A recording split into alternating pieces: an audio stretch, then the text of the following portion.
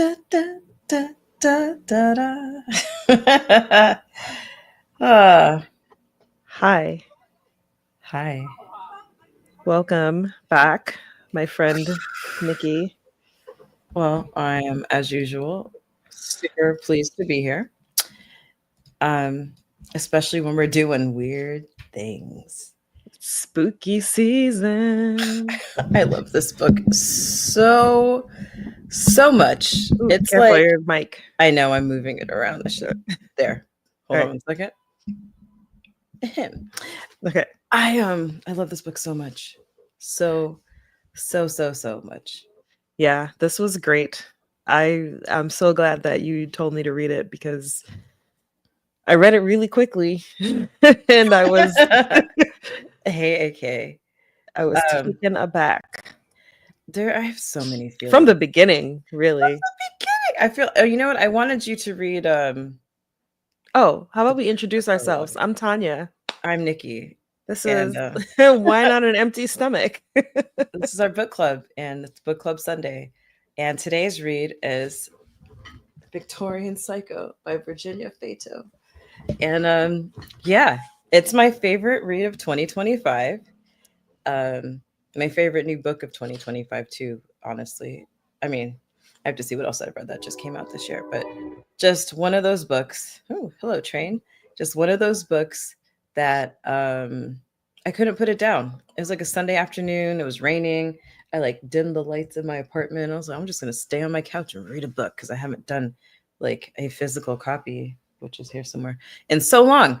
And I did. And from the very beginning, I was similarly taken aback. I was inspired. I laughed out loud so many times reading and listening to this book because as soon as I read it, I started it again. And then I was like, oh my God, is there an audiobook? And I started listening to that. And this thing's driving me nuts over here on this side. And I told Tanya, like I kept texting Tanya. I was like, dude, dude, dude. And like there were points in the book where I was just like, and I put it down and I got up and I walked away and I just shook my head with my mouth agape. And then I came back to it and finished it. Yeah. I read it while I was in North Carolina. I was in the middle of something when you told me to read it, and I was like, let me finish my library book so I can turn them in and then I'll get it. And then I checked it out at the library and I read it really quickly while down there and immediately bought it because I was like, yeah, I'm definitely reading this again. And then I started listening to the audiobook, but I have like 30 minutes left because I got busy yesterday when I intended to finish it and did not. But I'm gonna listen to it when we're done with the stream. I'm gonna finish it out because I love this book, and I have to look at what my reads are for the year because it's easy for me to say my most recent read was my favorite read. But this is definitely up there. This may have been my favorite 2025 read. Do you have the prologue handy? I believe I can pull it up for you right now. Yeah, I'm looking at it. I want you to read it. People need to know. All right, People opening it up need on my phone. Virginia Feito. I see you, The girl. the queen you are. The queen you are. You know what's funny? Before you read that, Mhm. the dedication in the book says, for Lucas, who puts up with my darkness every day. So shout out to you too, Lucas. Shout out to Lucas. All right, you ready for the prologue? Let's get let it. me take a sip of wine from my goblet.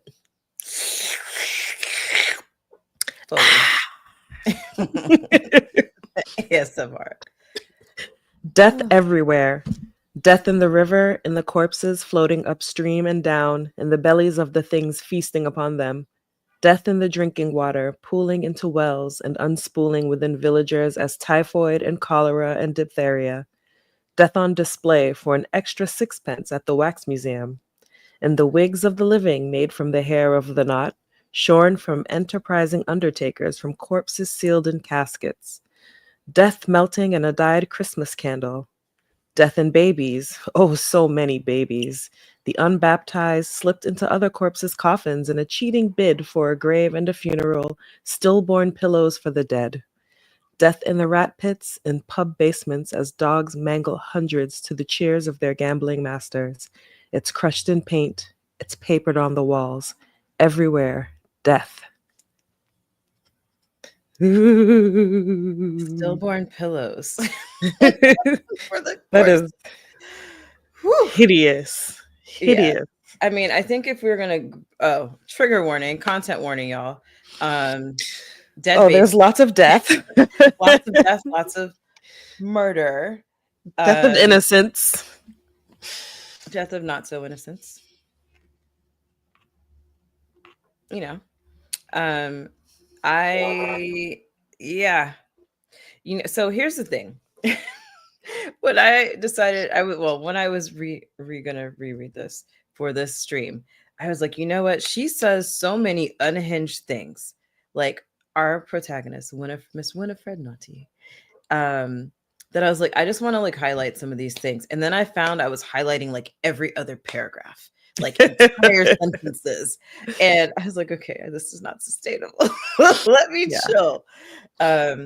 Yeah, I guess we should tell you who's in the book, right? Yes, who's in this book? So we have Winifred Naughty. She is a governess.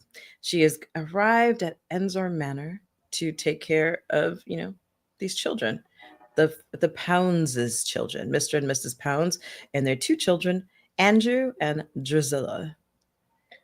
Which is crazy because when I saw that name, I was like, I feel like I've only had an approximation of that name in Cinderella, because that was one of the evil stepsisters' names, which I'm going to double check.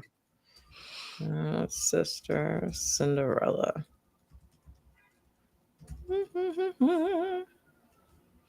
We also have a myriad of servants who are unnerved by Miss Naughty.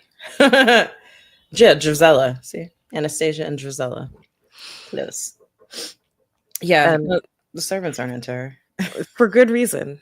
There's I mean, so I don't know, are we doing spoilers? I think I don't know. It's like so tough. Let's see how it goes, because the spoiler is a really big one. Yeah. And I think, well, let's dance around it and see if we actually need to step on its toes. Okay. What do you think of Winifred? We'll start there. Winifred is so just deranged that she doesn't even realize she's deranged. And I actually love that for her, because she doesn't see anything wrong with herself. She recognizes that other people do, and that some of the things she does may be a bit difficult to explain when you really think about it. But at no point is she like, maybe I'm crazy. Yeah. I mean, I think I like so many things about her. One of the things I like about her is that she's funny without really trying to be, but she's so incredibly observant of other people, and just like ridiculously intelligent. She has so much knowledge because she's got literally a morbid curiosity about the world. So she's super highly educated. And I don't know, I think she knows that something about her is different. Well, I think she says that, right? She knows she's different from other people. She knows she sees the world in a different lens. And sometimes I don't think that I would say that she doesn't understand why they don't see it that way. She just claims it as her own singular darkness, which I right.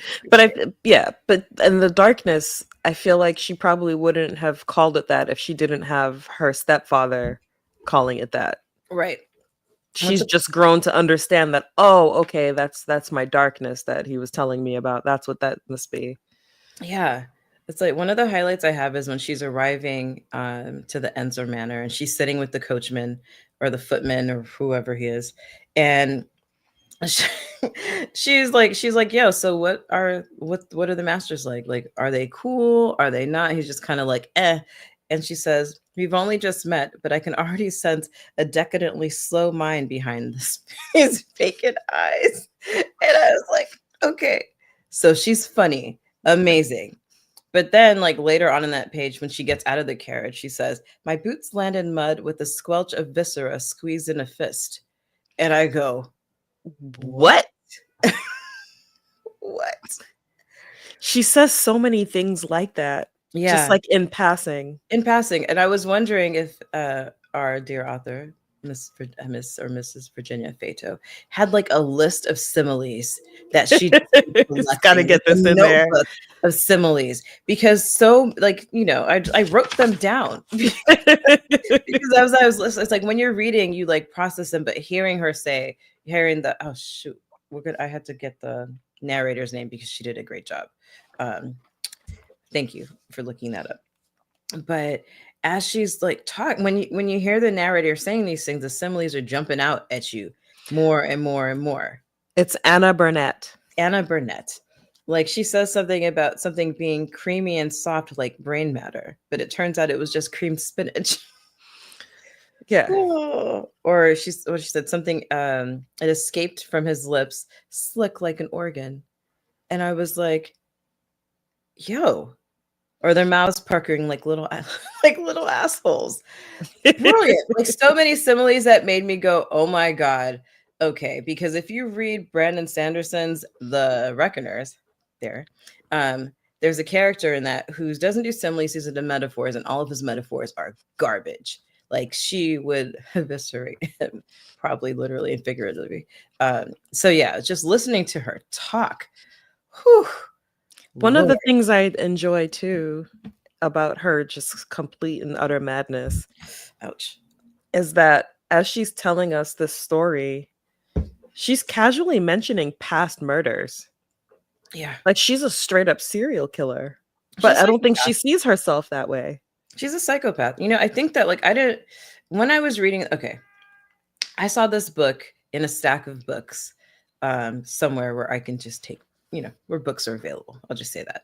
And I saw I saw it, and I saw the title, and I saw the cover. I was like, "You're coming home with me." Um, and as soon as I got the chance to read it, I was like, "Yo," because the thing that jumps out is right. The title is Victorian Psycho, which makes me think American Psycho, which I'd recently watched. I don't remember. It was a few months ago, and I was like, wow, "This shit is so unhinged." And so I don't necessarily want to be like side by side comparison, but as far as the two voices go, like he's just doing this thing, but Winifred is way more unhinged. Yeah. Like it's just I mean, she's casual, actually killing people actively killing people regularly. regularly. Because with him, it's like those things don't actually happen until like he starts to get paranoid, and then he has to kill people. But she's just like, something that another highlight of mine, because I'm telling you there are so many. It says I approached the studded wooden doors, my skirts sweeping through the flowers with scythe like gusto. And I was like, this bitch really is bringing death. She is the scythe walking through this house. Because this is not a spoiler, but what happens, Tanya, at the end? Everybody dies. Everybody dies. And she I mean, says that. she tells you in the very beginning, it's not a spoiler. She tells you in the very beginning that she is going to kill everyone and she's going to meet the noose. She Yeah, pretty she much does say opens that. with that. And then this is her just telling the story of like, it's like one of those where it's like, I bet you're wondering how I got here. And then it flashes back to the whole story. Literally, that's what happened. Except she's has the noose around her neck and she's standing on the platform They're telling gonna this make this story. into a movie, and we cannot wait. Cannot wait. I'm so 2026. excited. 2020. I Yeah. saw the woman that they cast as her because I looked something up that earlier, and I was like, oh, I forgot her name. My bad, girl. But yeah, she's just. There's so many things that she does that are just funny, and her observations are really what. Yes, aka there is casting. I won't Google it, but you can. I think also she is somewhat aware of that she should not be doing these things because she keeps saying like I must not, this can't be like last time, Yeah, she's like like, she says that there's some point where she's like, oh no, I have to be careful because I don't want to be on yet another train out of here. Like, because you basically, people find out. Like she gets it, she gets in the house, she is immediately, she doesn't even get a chance to really fresh up. She's like, right, and goes to dinner with Mr. and Mrs. Pounds, and she's like talking, they're like talking about where are you from, a little bit like what's your background, and she tells her where she's from. She's like, "Oh, I'm come from Hopefern, and that's like where I grew up or whatever." And Mrs. Pounds is like, "Oh, is that the place with all the dead babies?" And she was like, "Oh man, Here we inevitably go we'll talk again. about these fucking dead babies. Like there always comes up." And you're just like, "Huh, I wonder." Like you don't even think about it. You're like, "Wow, there must have been like an epidemic, or like maybe all the babies got sick." Not that she had them stacked in her room on a shelf, and her mother and stepfather thought they were dolls until they investigated more closely. That is like, that's so dark. Like, can you imagine? Like, what do you do? Like, what do you do with a kid like that? What do you I do? Do That's you what the drown mother was. it? Like, I mean, I yes, her mean, mother did her mother attempt tried many to kill times, her multiple times and like, I because kind of get it, because like she's killing babies and keeping them as dolls because she thinks they're so cute. Like that's yeah. the, And the thing is like everybody is unsettled by her. They don't know what it is really, but they know that just they feel something is off about her. Mhm. It sounds like the person, her stepfather, was also just like, And he refused to have okay. children with her mother. Yeah. I mean, I think that something was up with her mom too, just to like kind of, I mean, obviously, but to hear her speak about her. Um, oh, Brooklyn. Too many one-way streets around here. But yeah, something was off. Nobody wants to make eye contact with her, you know? Mhm. She's bad Um, vibes through and Bad through. vibes, 100% bad vibes. She talks about like she's sitting there eating dinner and she feels her soul climb up from her throat and slither across the carpet and like look outside the window. And it's like, while she's thinking this, imagine what kind of face she must be making.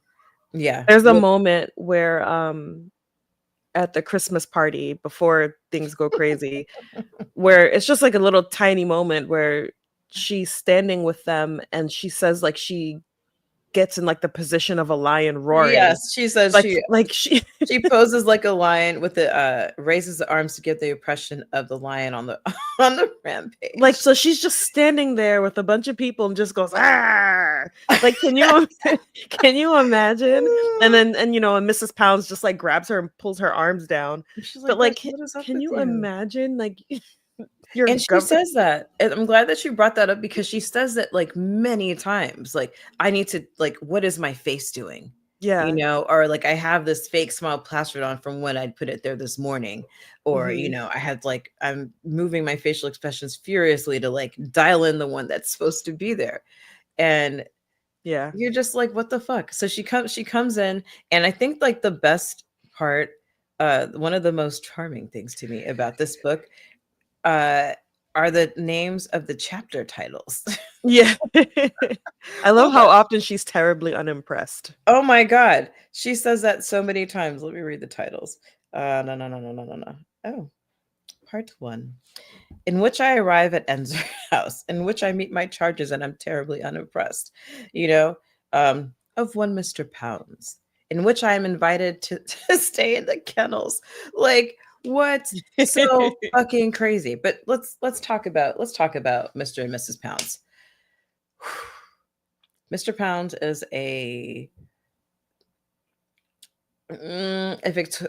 exactly what you expect of a Victorian gentleman who has never worked a day in his life and has inherited all money and thinks that women are feeble-minded and that education is a terrible, terrible, terrible thing for them, and it ruins their brain. And he's And a he's also very much into phrenology. phrenologist, like big time.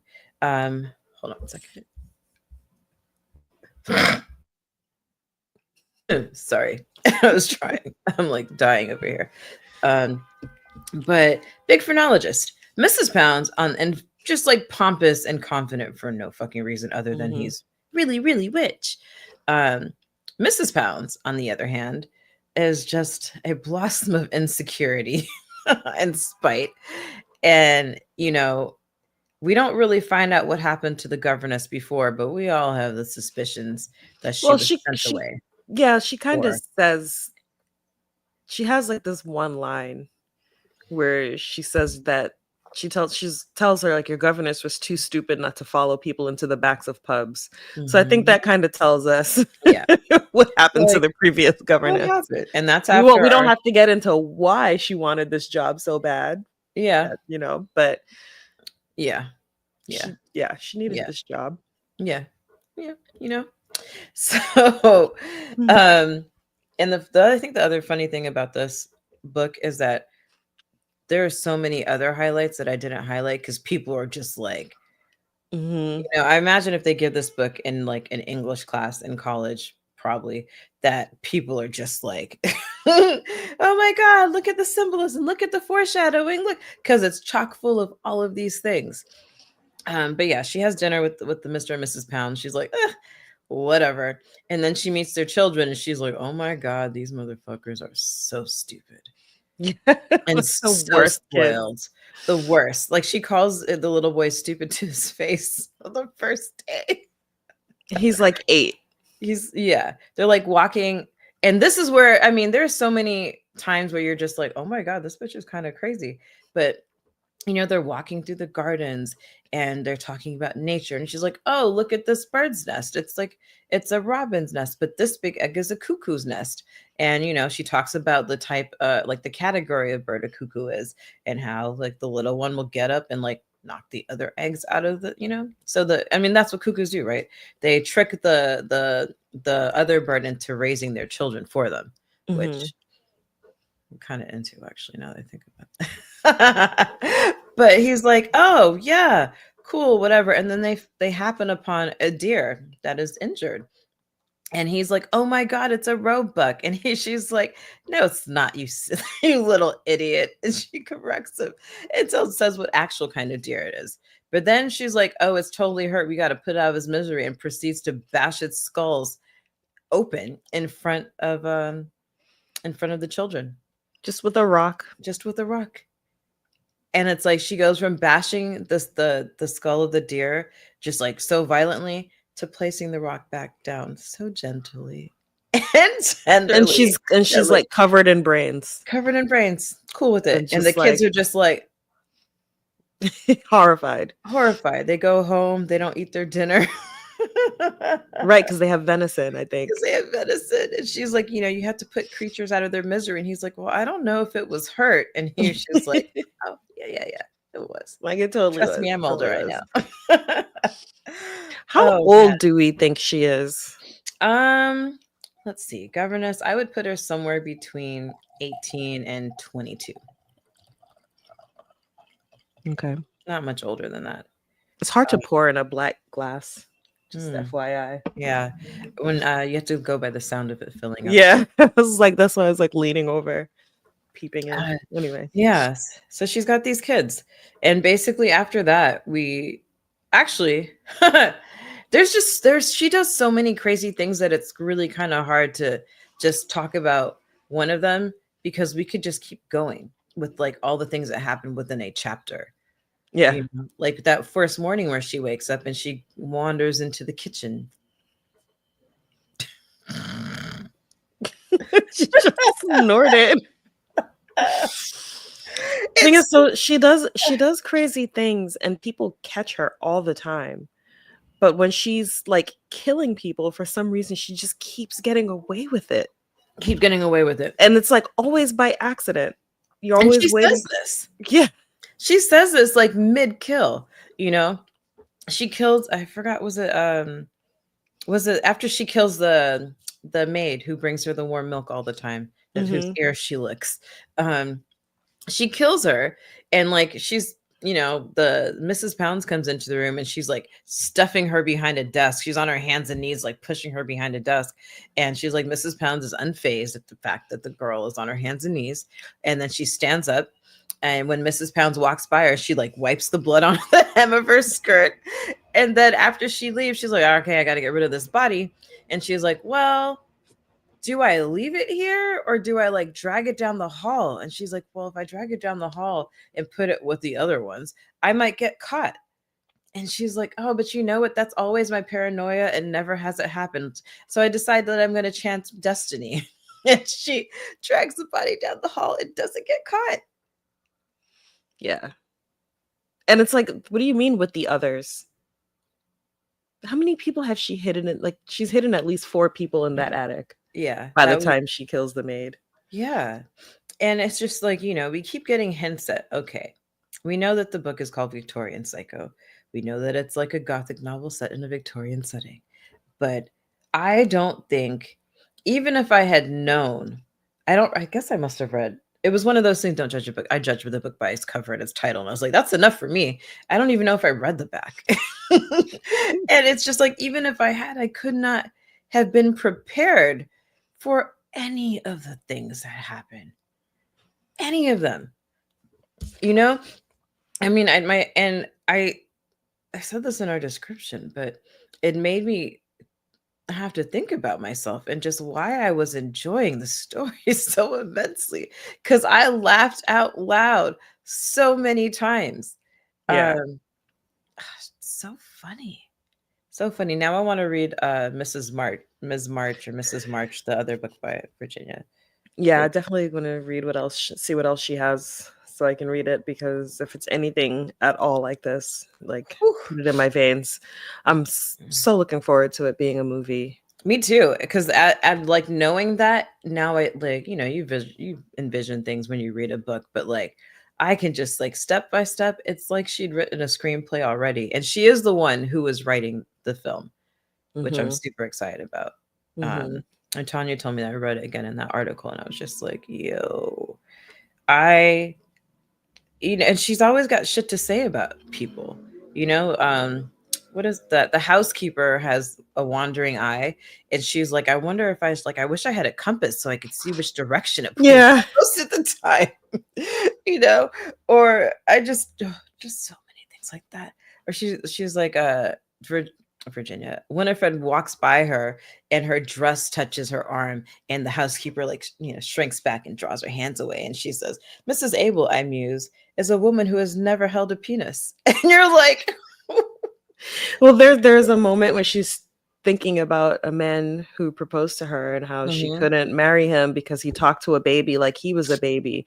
And, she said that he suckled her breasts with the fervor of something that I can't remember. I wish I could. And yeah, that his testicles had spent some time in her mouth, yeah. and that he had been inside her up to the elbow, but talking like a baby, she just could not abide by. No, that's where she drew the line. Because I mean, her thing about babies is, and she says, like, why do people care so much about little kids? She says that it's become out of fashion to slap them. Yeah. Suddenly there's all this like people care, and she's like, well, why do they care? They don't care about them when they're grown up. I don't understand. They don't even earn their fucking keep. And She's like, they're just smaller humans. they're just smaller humans, which they are. Um I was just reading something. She's like, sensing eyes on me, I turn, anticipatory smile in place, and she's met by her own reflection.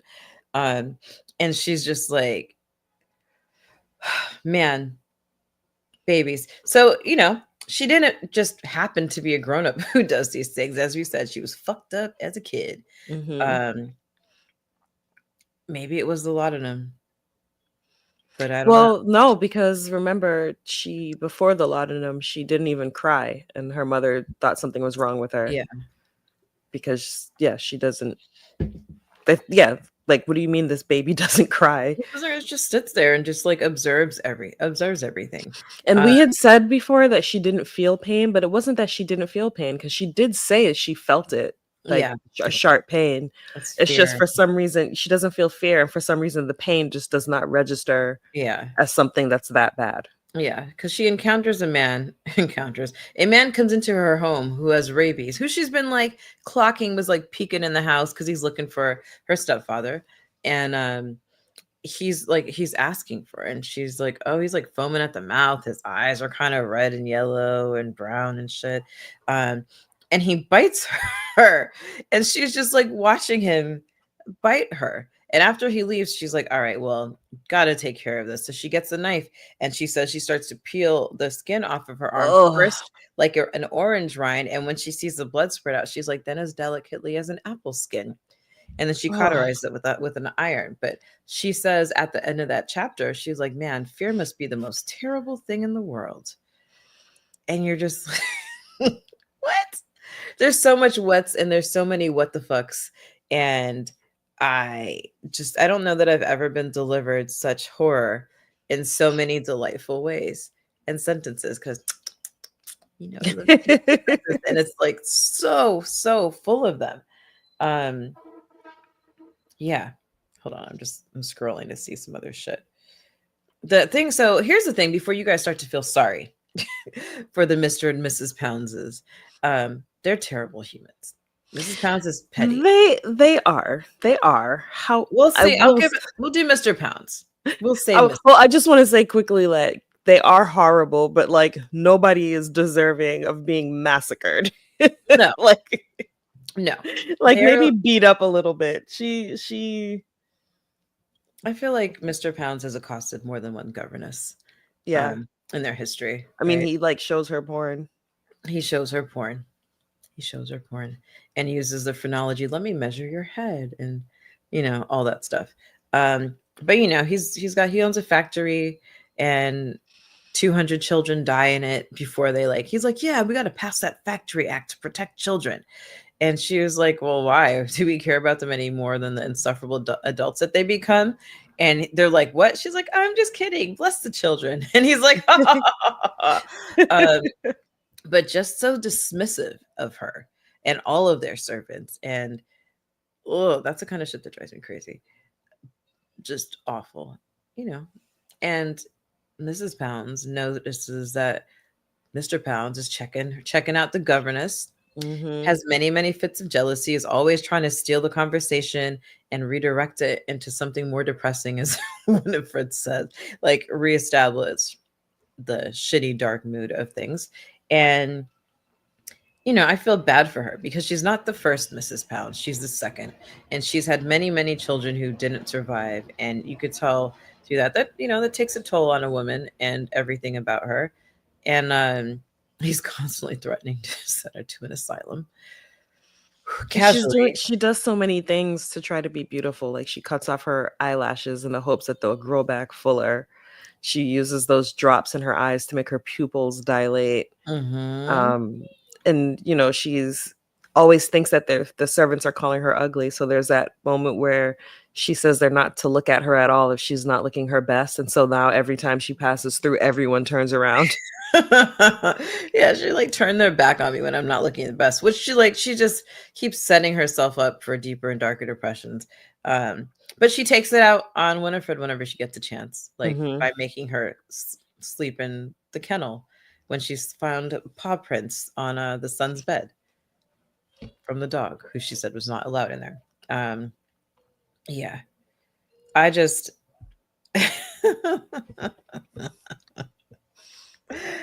oh man, I yeah, I Speechless. I'm scrolling through some notes. Yeah, so she gets bored, and she says a couple times, she's like, hey, I can't leave here yet. I don't want them. I have there's something I got to do. I can't leave here yet. And, as she says stuff like this, we keep getting her flashbacks, like the time that she was expelled from school, or as she said, invited to leave. She's the only one who didn't get sick after the incident, in caps, the incident. And she's, the book is so it's breaking the fourth wall, right? She's like, all right, dear reader, I know that you're like, what the fuck is the incident? You must be asking yourself, I keep mentioning it, and you want to know. And once upon a time, when she was in a school for girls who would inevitably grow up to become governesses, she, was starved for affection, let's say, but all the girls were like, this one is weird. And they were right. Bad vibes, because she was, she licked a girl's mole because she thought it looked like a chocolate drop. She would do weird things like sniff or whatever. And one day she was sitting in class and she looked out the window and she saw a crow on a tree that just fell off. And because they weren't allowed to go outside, or very rarely granted permission, she waited until everybody was asleep and the woman who's supposed to be keeping an eye on them was drunk and passed out. And she crawled around outside until she felt the feathers and brought it back in. And she snuggled that crow, like the girls wouldn't let her do to them, she says. And after a while, she was just like hiding it beneath the floorboards, and she said nobody noticed the smell because it was a bunch of unwashed girls hanging out and sleeping in this room, um, until one day she gets in trouble on purpose. And because like the teacher was like, no, too big and her legs were trash, go get your own instrument of torture, you know, a little switch. Yeah. She goes up to her room. I think it was like Easter Sunday or something, the Easter Mhm. meal. Goes in the room, she grabs said crow, goes to like the refectory, she said, and basically puts the crow on a plate and covers it with all the rest of the food. She's like flicking the things and the puddings, and there's maggots, and it's gross, so disgusting. And then the girls come in after class is over, after the teacher beats her on the back of the neck. Which, what? I had never heard of that before. What a That's terrible crazy. thing, right? Beats her on the back of the neck with the switch, and these girls dig in and eat all the food. And then later, there was just, I was wondering how you read this part, because I know that you're very sensitive to things coming back out of the stomach. Yeah. I just, at the thought of it, like even now, I feel like my throat constricting Mm. at the thought of eating. Ugh. Oh, if she Rotted crow. rotted Oh my crow, god. like decomposed crow with the maggots that come along with it. And basically, since she's the only one who got sick, and Didn't get sick. who didn't get sick, while the other ones were like hurling their guts out. And they called the reverend, what's minister, pastor, whatever they're calling him, Let's call him called a him person. the parson. I think it's parson, right? They called the parson, and he was like, didn't seem surprised. He Mhm. was like, whatever. And from thus thenceforth, she was homeschooled. They said they couldn't prove it that she They did couldn't anything, prove it other but than everyone just kind of knew. because she didn't get sick. Like, you know, And it's just they just knew. Like they were like it has to be it her. has to be her. It's just the type of shit she would do. Yeah. Like so weird. So weird. There's a thing that happened in an earlier chapter, but it's just you can see how, like she says, my soul turns its curdled, stinking head towards us and says, I do believe I should be quite comfortable or content here. And you're like, I can't wait to see her soul sneaking around the ground, Yeah, around the ground. I'm so interested in how this will translate to screen because we're in her head for the entire story. Mm-hmm. And obviously it's not going to be a movie where she's just narrating Yeah. with visuals. Oh, and there's just like so many things that stand out. Like I can't wait to see what they do with the color red, because she is obsessed. She's constantly commenting on the color red. Like what level of blood does it look like? Uh, Yeah. Whether it's like the woman who's on the clock that's at home, or the way that it looks on Andrew's teeth Mhm. after he gets kicked by a And horse. the blood on the concrete floor. Blood on the concrete floor, right? Just so many things like that. The other thing that I picked up the third time that I was reading it was she's got this obsession with haunches. Like she's always talking about the haunches of the horse in front of her when they're riding on the carriage, when she thinks about the stable, she's like all those velvety haunches, and to the point, the event in which she slowly sinks her teeth into the haunches of a horse, causing Andrew to get kicked by this horse. And Like his teeth ruined for his life. who just goes up and bites a horse? You know how crazy you have to be to just go up and bite a horse? Yeah. I remember the last time I saw a horse was in February when I was in Phoenix. And I love horses, respect them as a being that is super intelligent. And I walked up. The source of protein. I feel like you have to say that again, but in Dothraki, or else it doesn't count. And I just walked up to this horse and I like kept my distance because I'm like, things are, you treat it like a hippogriff, right? Like I need to be invited. Like, or do I bow? What the fuck? So I walked up to it and it was just kind of like kept coming like closer to me until finally I like put out my hand. And then it was like sniffing me and giving little horse kisses on the cheeks. And I was like, "Oh." Oh, But I can't imagine biting it. Like, do you know how big a horse is? And they right. kick. They kick. But she's crazy. She's crazy. Like, I when we like, say she's crazy, you guys, we don't just mean and like she's she crazy. keeps reminding us through the story, like she'll like, she says something about Andrew's teeth and they'll remain that way until his untimely death. Yeah. Like she just keeps reminding us, like, by the way, no one is gonna survive this No one, story. like I said, in 3 months, everybody's gonna be dead. Yeah. And then you have to like think about it. Like especially when you read it the second time, you're like, okay, 3 months. Where are we? And she announces, okay, I've been here a month and everything is the fucking same. And I'm so bored of everybody. Because like we said, the children are unimpressive and just so stupid. And the parents are insufferable and the servants don't like her. And she just spends her free time walking around, like, basically haunting the manor. Yeah. Doing weird Literally shit. haunting. Like, people are like, Goes oh, in I people's felt this rooms at presence in night. my room, and like watches them sleep. Or like when the kids fell asleep that first night, and Tanya, what did she do? She went and licked their fingertips one by one. Why, Winifred? Why? Like, this is my face the whole time I was reading this book.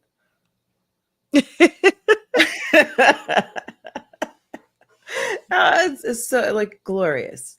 I was like, I had so much fun reading it. And none of them woke up. No, AK, that's not true. People would wake up and be like, oh, there was a point in which she snuck into this couple's room over the Christmas holidays. And the wife wakes up, she's like, I think there's somebody in the room. The husband's like, whatever, like rolls over, goes back to sleep. And then they're both like, wait, maybe. And eventually they settle back and go back to sleep. He basically tells her, like, you're being ridiculous. Just go to bed. There's nothing in here. Meanwhile, there's a whole person in the corner crouching. She's like, they both avoided, like narrowly missed making eye contact with her by the wardrobe. That's so scary. Cute, like, granted, okay, you live alone. So like if you woke up and made eye contact with someone in your room, it would be particularly scary because you live alone. I mean, I have a fear of people crawling through my window, it's just I've woken up to the big child standing in my doorway in the middle of the night. Like I woke up and I rolled over and he was just standing there and I screamed because it's like, so can you imagine, like, that's what kids do. A figure crouching, an adult-sized figure crouching in the dark in a corner of your bedroom? Dude, my nephew was here last week and we were catching a super early train. And he comes into my bedroom, he's like, Auntie Nick. And I was like, oh, right, there is someone else here. He's like, are you asleep? And I was like, no, because I was supposed to be awake already. I was like, yeah, no. But like, even with the younger one, like they'll just come into your room and then just look at you. Mm-hmm. And then you open your eyes and you're looking into the eyes of another person. And that shit is unnerving.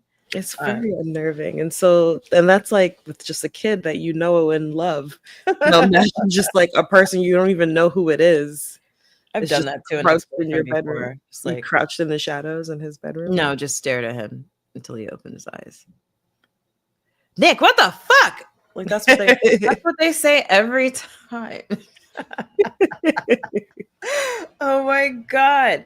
Yeah. Yeah. People come. Oh. Should we talk about preserving reputations and innocence? Like, just to be like, there are so many things that happen that she just kind of lets slides that anybody else would be like, oh, wait a second, we need to address this. And she's like, oh, whatever. Like, so basically, Mrs. Pounds, Mr. Pounds is getting sick of her shit and being so jealous. And he's like, you know what? Let's get a portrait painted of you. Boost up that self-esteem a little bit.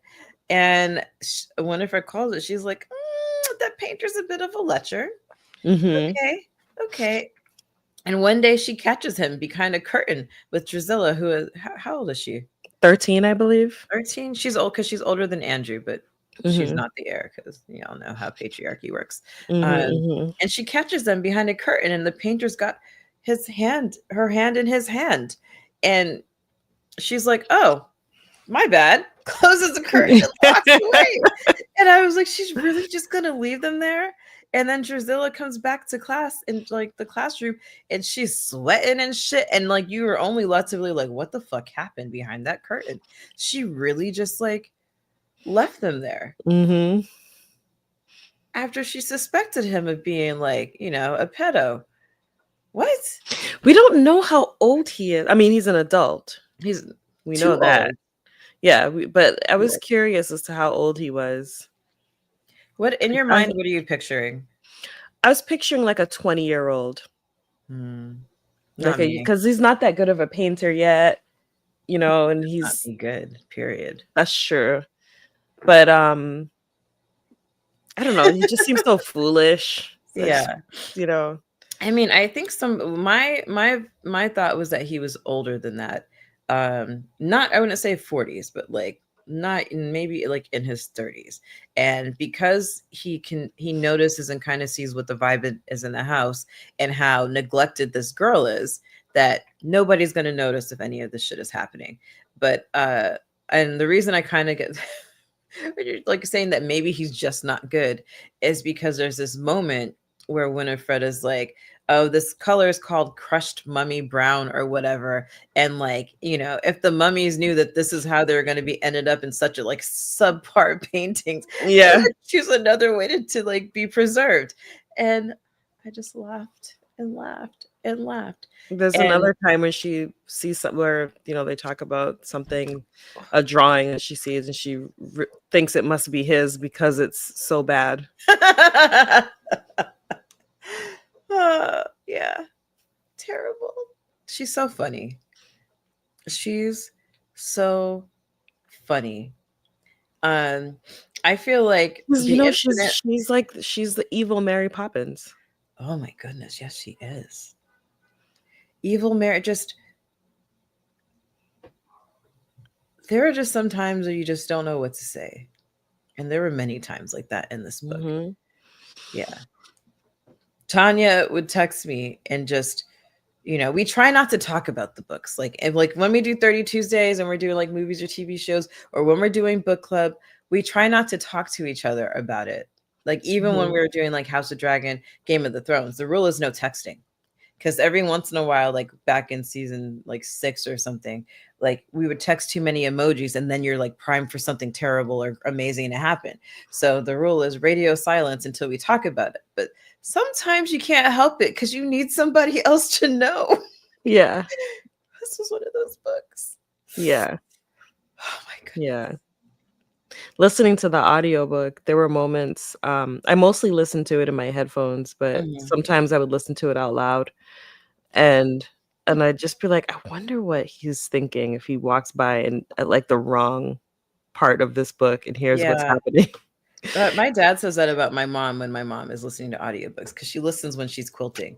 And he was like, I walked by and I heard this. And I'm like, well, if she was listening to Game of Thrones, I know you heard a lot of shit, back in the day. And I told her about this book and she listened to it. So when I was at home last week, I was recommending it again because I have no short-term memory.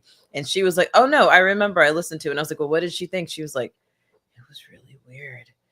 And I was like, oh, that's all you had to say because there's so much more. And shout out to Brian, our homie, Aiken and my homie from our writing workshop.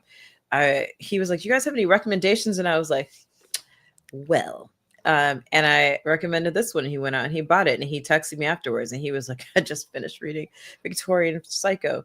Sheesh. And I was like, yeah. That's kind of the vibe. I really love that we've gotten this far without spoiling like 2 of the biggest things that happen, and I feel like we should keep it that way. I agree.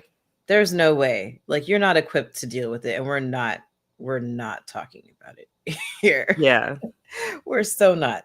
But what I will say, besides how funny I think this book is, it's just like, I read a lot of books where I'm like, yo, that was a good read, like I really enjoyed it and stuff.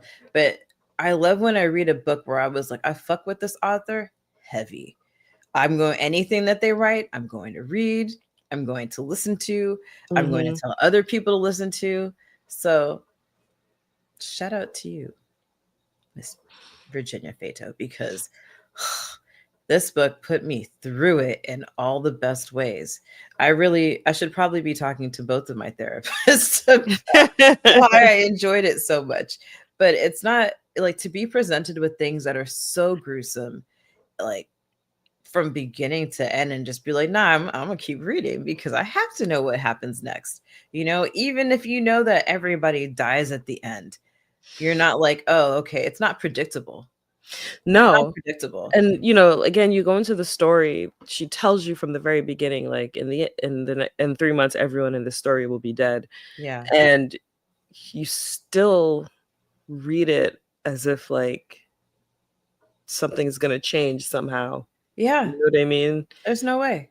I mean, I think it's not spoilers to say that like there is like a super action-packed scene towards the end that is amazing. It's like amazing to read because it's just like bop bop bop bop bop bop bop bop, just beat for beat for beat for beat for beat. And this is another reason why I'm so excited to see it on the screen, because it's just like one of those ridiculous action movie scenes. Like oh my god, what's the one that we love with the umbrella and the secret spies that are British? The Kingsman Kingsman, right? Remember that scene where he's like in and the the bar church. and he Oh. grabs the beer glass with the umbrella and then proceeds to Mhm. kick everybody's fucking ass. It was like that. I could just see it happening so fast to like, was it See, I was thinking, like, the towards the church movie? scene where they, Oh, you know what I'm talking about? The church scene where they, like, make everyone suddenly go crazy. yes. Yeah, that's a good one too. But it's like that. It's just so action packed. The first time I read it, I was like, you know what? The lights are already down. And so then I found like a dark, like gothic playlist on Spotify, and I just put it on in the background. And it was just like such an immersive experience. And yeah, it's just like, I'm going to smile like this every time I tell somebody about this book because it's just amazing. Amazing. I haven't been this excited about a book in a while. And I love all the books we read. Yeah, no, this was Maybe this not was this really excited about something that wasn't Brandon Sanderson in a while. No no, shade. this Everybody was else. this was a really, really good read. Yeah. It left a mark. Absolutely. Really left a mark. Huh. You do Anything else not to come say? out of this the same. No, not at all. You have to share. And you definitely want to. I read it and I wanted to go back to the beginning and read it again because after everything happens, again, she tells you everyone's gonna die, and yet still, I was shocked every time someone died. Yeah. Yeah. I was telling a friend yesterday on the phone that there are books and movies and stuff that you're like the second time you read it, you're like, oh, like for you're picking up on little clues from the very beginning that, how could you have known? There's no way you could have known. But seeing them and still anticipate and like seeing like all the rest other pieces of the puzzle get put together, it's just like it's so exciting. Yeah, two thumbs up. 2 thumbs up. 2 thumbs up, 2 glasses of wine up, except I just realized I wasn't no wine today. A Thank drink you. for both of us. Yeah. I was gonna say, put it down under the camera and raise it with your other hand. Boom. Studio magic. 2 glasses. See, 2. Um, Speaking of things that leave a mark, do you wanna talk about Tuesday? 30 Tuesdays coming up, and we are covering scary stories to tell in the dark. This one was my choice because I collected those books as a young one. My foray into horror after I started outgrowing Goosebumps, although I don't think this was necessarily a different reading level. I would have to go and look at them to remember. I don't Mhm. remember. They're definitely scarier than Goosebumps. This was like my post Goosebumps horror reads, and they Right. stuck with me. And so when I saw that this movie was being made back in 2019, I was like, "Oh, of course I'm going to watch it." Right. And it's scary, like PG-13 scary, but because I go into it with the horror of reading them as a kid and being really, really scared, it like scares me in a completely different way. So I'm looking forward to talking about those stories Tuesday night. Oof. Yeah. After that, we have Saturday, a book that I have been dying Saturday to book club. read. Saturday night book Unprecedented. club. Yes, we're doing a second book this month. Saturday night, Shigidi and the Brass Head of Obalufon. And Wale Talabi, the author, will be joining us. Very So we're exciting. doing it on a Saturday night because we have a 12-hour time difference. So had to accommodate. So, happy to accommodate. Happy to accommodate because absolutely wanted to talk about this book. I have wanted Yeah. to talk about it since last January when I read it, January 2024. Yep. And having Wale Talabi come on with us is just like, I can't Yeah. wait. He was so cool and so nice and totally down to come chat with us. Like he was super chill about it. Like, yeah, sure, why not? And I was like, you have no idea. I just kind of threw it out into the universe and he responded. So I'm really, really excited about that. This book is a heist. It's a minor god who's part of a god corporation, does a heist with a succubus. It's just really fun Mm-hmm. fantasy, lore, mythology, Aretha. adventure. Just yeah, Orisha adventure. Like it's great. It's a heist, like who doesn't love a heist? Yeah. And it's a lot of god politics. God, politics. Yeah. Yeah, it's a book that, like, I guess the two books that we did this month are books that we were like, you have to read this. Mhm. Because Mhm. Tanya was telling me to read Shigiri for such a long time, and I just didn't get around to it until finally I started. And I texted her, I was like, "You didn't tell me there was a succubus in this," and she was like, "Yes, yes, I did." I was She's like, so "Oh, sexy. okay." She's so sexy. I can't wait to talk about Shigiri. And then we have another 30 Tuesday, Our final one. our final 30 Tuesday of the month, Scream from Dream 1996, which has, of course, gone on to spawn five. sequels and then reboots. And I watched one Spooks. of them. It was kind of good. Spooks, scary movie. One of my all-time favorites, which spoofs a lot of movies, but Yeah. largely Scream. So that'll be our final 30 Tuesday. Looking That's forward next to that. I Tuesday. caught like the second half of it on TV the other day, and I was like, "Oh man, I forgot how good this was." And then it started, like, after it was over, I went into Scream 2, and I was like, "Oh my god, I forgot these people were in this movie." But yeah, but I mean, what I did forget also was that, Skeet Ulrich and Nave Campbell were also in The Craft together, and I was Hmm. like, "Oh yeah," which I haven't watched yet this season. I Anyway. haven't either. Maybe I'll do Craft, that Hocus tonight. Pocus, and a couple others that are mandatory. I've watched Corpse Bride twice with the kids already, Mm, which I like Corpse Bride, so it's not a bad thing. But yeah, we did Nightmare Before Christmas already too, or Merry. What does he call it? Merry Christmas Halloween, yeah, yeah, as the big child calls it. yeah. So Which yeah, means that it's that's a our month. Christmas movie set in Halloween. You're right. Well, no, it is. It really is a Christmas movie set in Halloween land. Like Yeah, it's a Christmas movie. I mean, people say it's a Halloween movie but it's only set it's in just Halloween because land. there's a song, like Yeah, because it's set in Halloween land, but it's a Halloween Christmas Town. movie. Halloween Town. Yeah, I knew Yeah, that sounded wrong. yeah. What else? I got a big pumpkin. I would show it to you, but it's over there and it's 20 pounds. So I'm not going to show it to you. So you'll Smart. have to picture it. I'm going to carve it into a jack-o'-lantern. Cool thing, I have a fake jack-o'-lantern that I've been burning incense in. I sent you video of it, Nick. Mhm. And I've now decided that every jack-o'-lantern needs incense so that smoke is coming out of its face because it looks cool as fuck. I'm into it. I'm into it. So that's what's up. I also have a small pumpkin to draw on for the child. Fun. And yeah, we're gonna do Boo at the Zoo. Jeez, when is Halloween is Halloween? next Friday. Next Friday. So Okay. this Friday we have the Tim Yeah. Gunn Halloween party. dressing Very as a excited about that. literary character. I think I'm going to be the Raven. I Mm. love ravens. What can I say? And I already have all the parts. Yeah, it's either gonna be Shalon or Bloodraven because I already have all the parts. We'll Yeah. see what my brain figures out. Post Comic Con, like I just do not have it in me to buy No. anything else for costumes. And I'm probably not even dressing up in costume on Halloween. I'm going to be honest. I might just wear my skeleton dress. All right. If I'm helping out at the community garden when they're doing like their scary garden, then I'll definitely dress up. But I did notice, like, also last year, because we did cosplay 3 out of the 4 days, that when Halloween rolled around, I was just kind of like, Nope, I did not. I think I just wore like a Halloween themed t-shirt. hmm. I Yeah. have to go through books and just be like, who can I be? Because there's a costume contest, right? Like, there's going to be like Hmm. fashion judging and stuff. Yeah. I feel like you should just be Cruella. I was But is thinking about Cruella being Cruella. is 101 Yes, a it book? was a book in 1956. Okay, then. Yes. So Cruella de Vil is a literary figure. So I did consider doing Cruella as Hmm. well.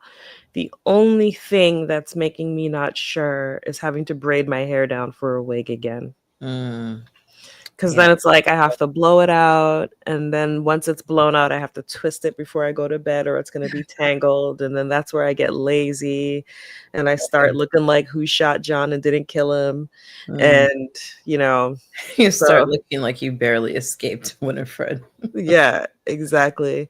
So I was thinking like it'd be easier to do the Raven, have all my Raven parts, maybe do like a faux hawk type Hmm. deal, black makeup, you know. Man, how would you do Winifred Naughty as I'm thinking about characters? I don't have any gray frocks Yeah, see, you'd have to do like the middle part low bun. that I You'd could have to do. do the gray frock Yep.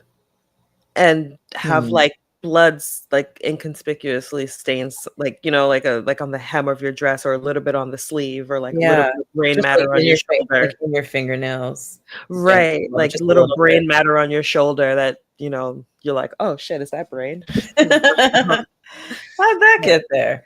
Yeah, that's a Um, tough one. That would be a tough one to do. yeah, I just have to carry the book around with me, which I'm totally fine with doing. Just, man, What else could you do? I don't know. I'm just like, I'm looking at the books over here and I'm like, well, something is going to jump out at me. So, You we should shall do see. something Poe so we can be Poe twins. Poe twins. I can Yeah. bring around my little Poe book, my like mini book of Poe stories. Have I shown you that before? Uh-uh. Wait, one I second, let don't me think so. It's right here. My book of Poe stories are in my Kindle, so I do have a three-eyed raven on my dresser. Oh, that's It's so cute. tiny. Hey, friend, give me this. Oh, bring that with you. I'll carry it so people know who I am. I was Edna Allan Poe for Halloween 2 years ago, and that was super fun. Okay. I made like a quill and a little thing, and I all the ouch, all of those things. Ah, yeah, yeah. So yeah, that's exciting. We got some cool shit coming up. Yeah, that'll be our October, and then November. Nothing. I don't know. Uh-uh. I think we'll be tired. Oh, you know what? We might do a live stream Dungeons and Dragons game. Oh yes, Yeah, yes. yeah. Dungeons and Dragons. We've been working out how to make that work as a live stream. Not I've working gotten out some. though. I have not been working out now.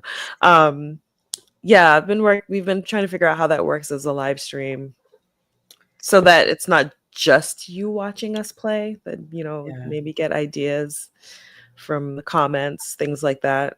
That could be fun. Ooh, Um, I know something fun we could do right now before we sign off. what? Hey, AK, give us a boon. Yeah, yes, spoon It's and a time curse. for a boon and a curse. La la la Give us la. your wish, we will grant it. We will grant it. Man, I would love to just keep talking about this book and spoil it, but I I'm not gonna do it. I know. feel like it's just some things you just can't spoil. Like you Yes, need you need to the experience it yourself. absolutely. I know Absolutely. exactly one of the things that we didn't even dance around because one must experience it for themselves. And when Yeah. the stream is over, you and I can Oh yeah, scream we're gonna about talk it again.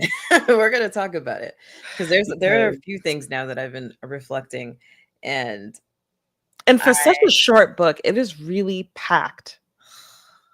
never a A dull lot moment. happens. There is not a page wasted. Nope, not a character, nothing. Everything is just so perfect. And as we're talking about characters, all the characters are so well defined. Yeah, And evil John Hamm is gonna play Mr. Pounds. What's his name? oh What is his wait, evil. Jason Alexander?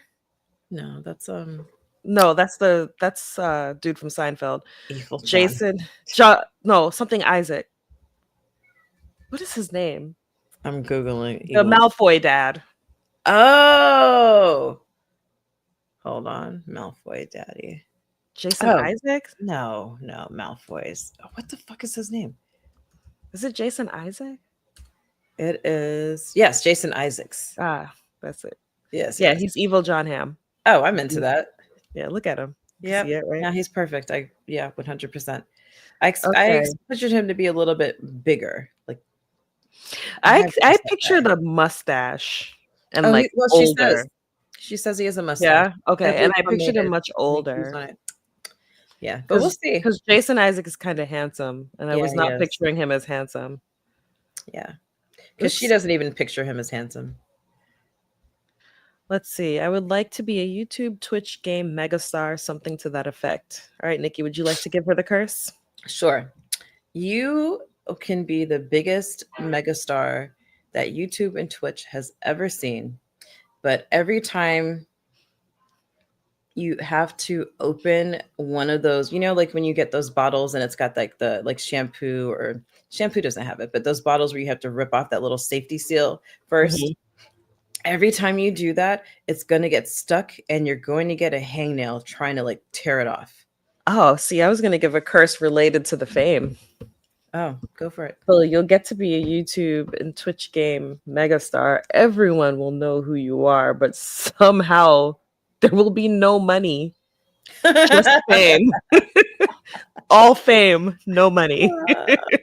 Like all the money that you raise on your Twitch gets donated to something that you hate.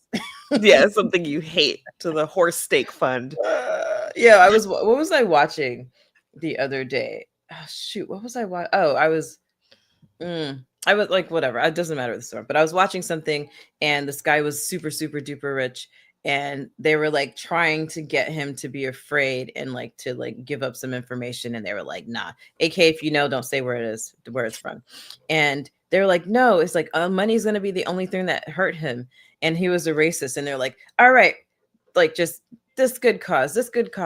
And they're like, you know what? $100 million to Black Lives Matter. He was like, no, anything with them. And then he started spilling his guts. They donated anyway. But yeah, that's what would happen with the money you raise on Twitch.